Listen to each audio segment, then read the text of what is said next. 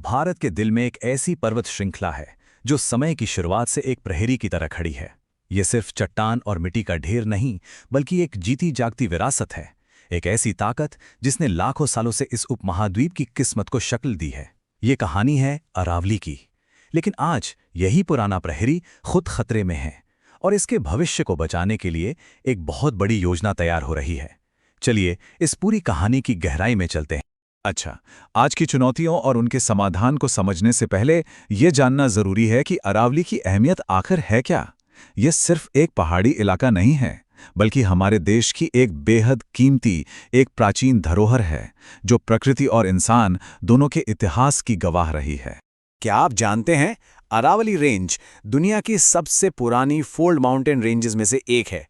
मतलब इसकी चट्टानों में हमारे प्लैनेट के वो पन्ने सहेजे हुए हैं जो इंसानी सभ्यता के आने से बहुत बहुत पहले लिखे गए थे।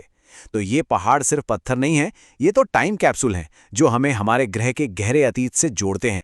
और इसकी इकोलॉजिकल इंपॉर्टेंस भी उतनी ही जबरदस्त है। ये 692 किलोमीटर लंबी रेंज एक नेचुरल दीवार की तरह काम करती है। ये पश्चिम में थार रेगिस्तान से आने वाली सूखी हवाओं को रोकती है और उत्तर भारत के हरे भरे मैदानों को रेगिस्तान बनने से बचाती है। इतना ही नहीं, ये मॉनसून की हवाओं को गाइड करने में भी एक बड़ा रोल निभाती है, जो इस पूरे इलाके की बारिश का आधार है। तो अरावली की जियोलॉजिकल हिस्ट्री तो कमाल की है ही, पर सवाल ये उठता है कि यहाँ इंसानों का बसेरा कितना पुराना है। इसका जवाब हमें लाखों साल पीछे ले जाता है। और यही बात इस जगह को सिर्फ एक नेचुरल वंडर नहीं, बल्कि दुनिया का एक बड़ा आर्कियोलॉजिकल खजाना भी बनाती है। ये टाइमलाइन देखिए, ये दिखाती है कि अरावली में इंसानी दखल कितना ज्यादा पुराना है। लगभग 15 लाख साल पहले लोअर पैलियोलिथिक पीरियड से लेकर आज तक ये इलाका लगातार इंसानी बस्तियों का सेंटर रहा है।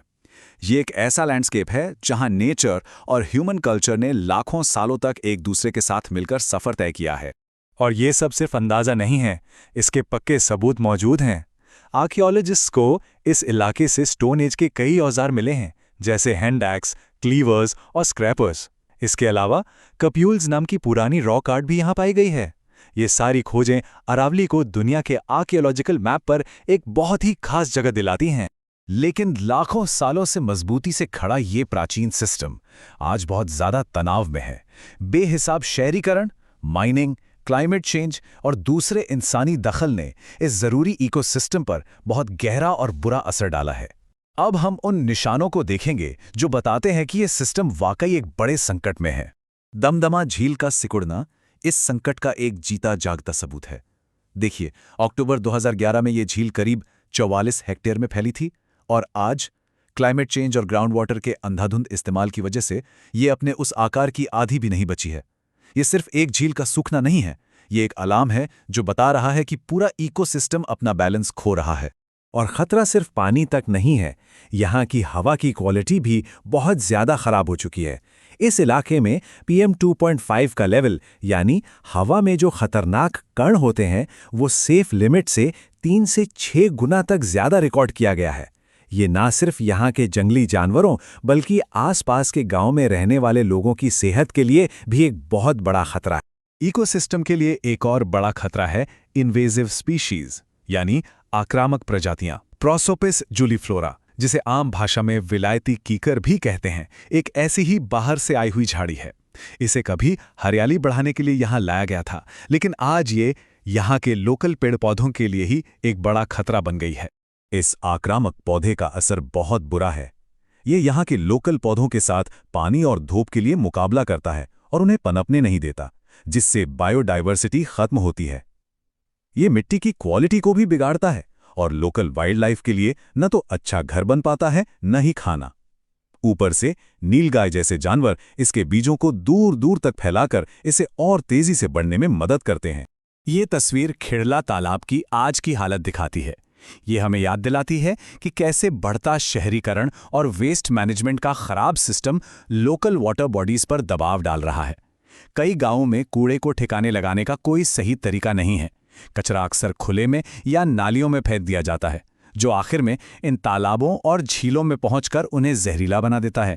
तो इन प्रॉब्लम्स की जड़ तक पहुंचने के लिए एक डिटेल्ड साइंटिफिक असेसमेंट किया गया। इस जांच का मकसद था इकोसिस्टम की हेल्थ की एक पूरी तस्वीर तैयार करना, ताकि जो भी सुधार के काम किए जाएं वो वैज्ञानिक आधार पर और सही दिशा में हों। आइए एक नज़र डालते हैं उन आंकड़ों पर जो इस जांच से सामने आए। ये हाइड्रोलॉजिकल मैप एक बहुत ही चिंताजनक सच बताता है। माइनिंग और जमीन के इस्तेमाल में हुए बदलावों ने यहाँ के नेचुरल वाटर फ्लो सिस्टम को तोड़ दिया है। यहाँ की एक मेन धारा, जिसे साइंटिस्ट स्ट्रीम वाटर 6 कहते हैं, उसकी लंबाई लगभग 2/3 कम हो गई है। ये ग्राउंड वाटर रिचार्ज और पूरे वाटर साइकिल के लिए एक गंभीर चेतावनी है। इतने सारे खतरों के बावजूद अरावली की ये जमीन आज भी एक रिच बायोडाइवर्सिटी का घर है।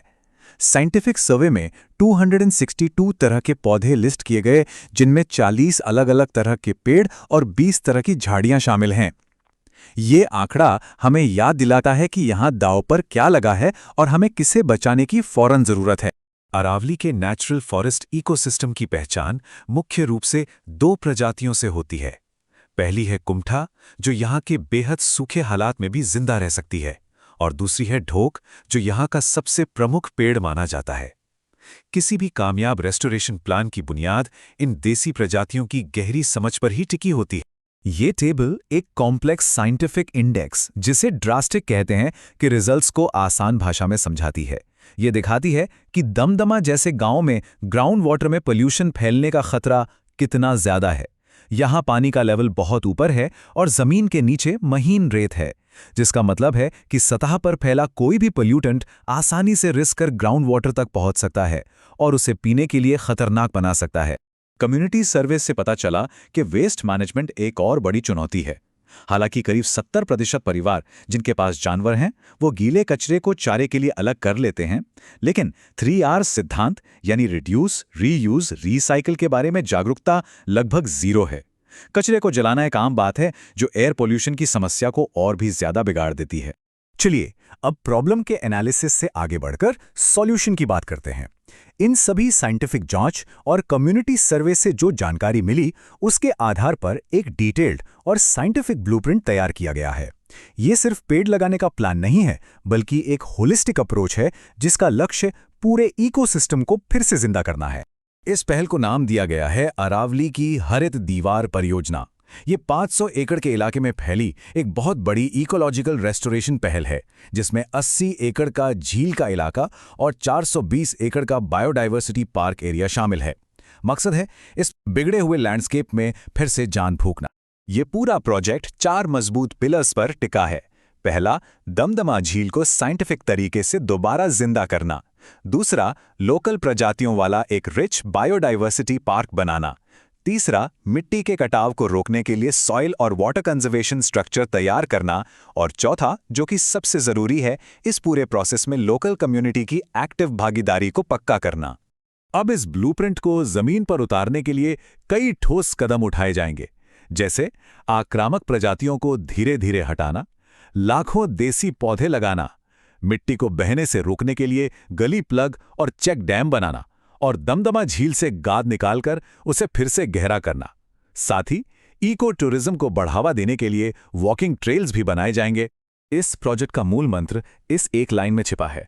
गुरुजल, जो इस पहल को लीड कर रही हैं, उसका मानना है कि इकोलॉजिकल रेस्टोरेशन तभी कामयाब और लंबे समय तक चल सकता है जब लोकल कम्युनिटी उसे अपना समझे और इस पूरे सफर में एक पार्टनर बने। तो ये कोई ऊपर से थोपा हुआ सॉल्यूशन नहीं है, बल्कि एक जमीनी आंदोलन है।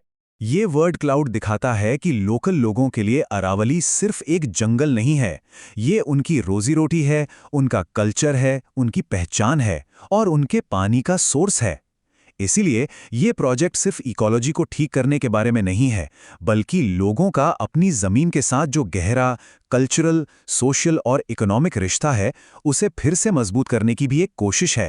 तो अरावली की ये हरित दीवार परियोजना एक लोकल कोशिश से कहीं ज्यादा है। ये एक उम्मीद का प्रतीक है। और आखिरी सवाल ये है कि क्या साइंटिफिक तरीके से और कम्युनिटी के साथ मिलकर रेस्टोरेशन करने का ये मॉडल देश भर में दूसरे खराब हो चुके इकोसिस्टम के लिए एक रास्ता दिखा सकता है? इसका जवाब तो भविष्य ही देगा, लेकिन एक बहुत जरूरी शुरुआत हो चुकी